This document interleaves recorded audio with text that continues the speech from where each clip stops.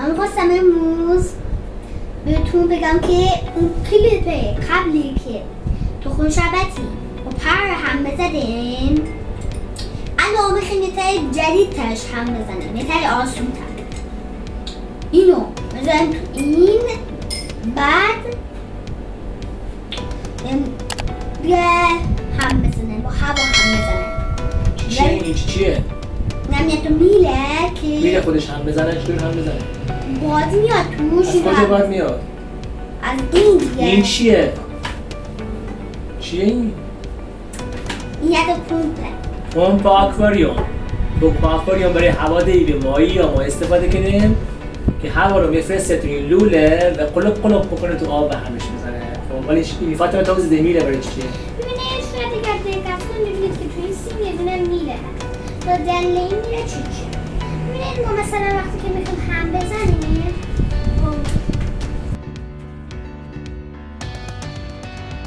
فرض کنیم تخم شربتی، حالا من این طولانی داشتم من نکن الان اگر ما بخوایم همین دوری همش بزنیم بزنم تو بر نکن یک جور باید داشته باشه نکنید چرا قلب بکنه برای که بتونه درستش کنیم تا این ریخته به لیوان رسیده این لیه تا اینجاش رو اندازه میکنه بیش میکنه بعد قشنگ تکش میکنه مثل دولایی هم تشکیل که بهترش الان خود زربان کم تشکیل اینجوری ممکنه که یه آنه این صورت کسیه برای این صورت شما توضیح بگید 20 دقیقه میشه اینی زدیم قش کن حالا اگر دقت کنید دم بزنید کردش در خیلی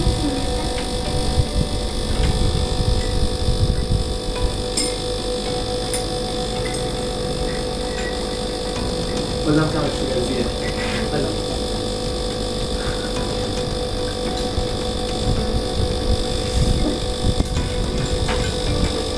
آشپزی خستش روی آب و کن تکنه همون زمین مریاره ولی من یک کاری حالا بکن حالا من شکر رو اضافه نگاه چکر بودم بزنه 3 تا هم داره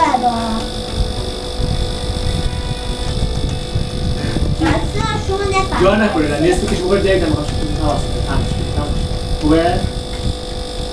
خوبه شما ما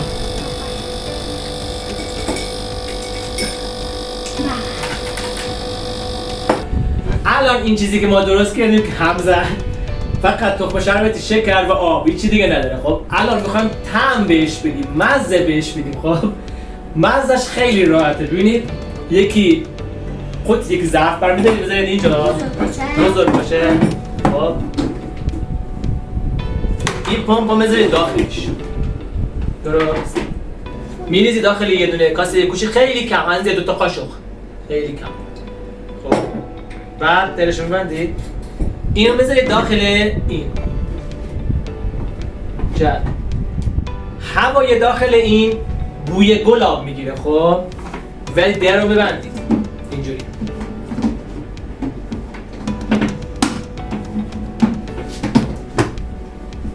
خوبه هوا خب هوا از این کنارای در میره داخل و هوای معطر شده به گلاب و وارد پمپ بکنه و از پمپ میاد توی لیوان. الان اگر یه مدت صبر کنید بوی گلاب میاد اینجا. میتونید که اگر ممورتون طعمای دیگه هم خواست عوض کنید، مثلا حرکت نعنا بهش بدید، حتی میتونید مثلا پیاز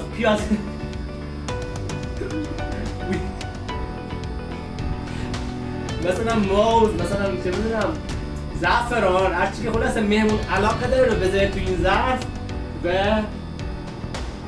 به بوی گلاب من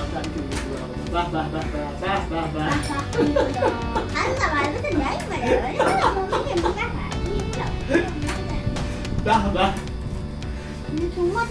خلاصه یه تعریف تو کاری بود که به ذهنمون رسید و خوبه گلاب بده